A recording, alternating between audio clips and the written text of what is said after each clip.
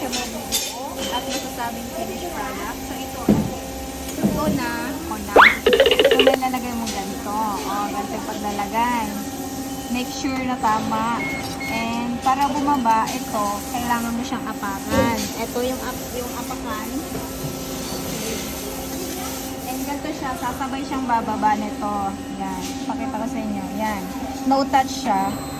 Kasi may magnet naman, hindi naman yan mahuhulog. And mayroon namang sensor para safety. So, ganyan. Pero kailangan natin i-push ng mabuti.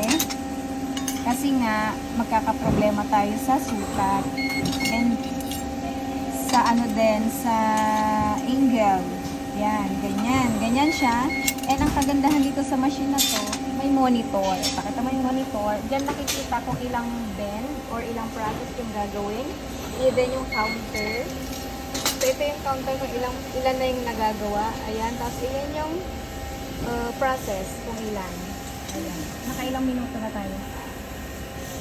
1 pa lang. Ayan pa lang. So, yan. Ganyan. And, okay, lagay mo lang dyan. After kung mag-bend, ito ang gagawin dito. Igaganyan mo siya. Ay, isusukatin mo muna dito sa sa hulmahan. Ilulusot mo dyan. Kung mag-fit. Kasi kapag hindi nag-fit, ay NG na. Ganon. Ganyan. Pinisa-isa mo pa ba to? Hindi. O yan. Katulad yan. Tapos pag okay na, igaganon mo na siya. Yung salansan. Dapat hindi iba-iba ang salansan. Ganyan. Ilan na. So, yun lang.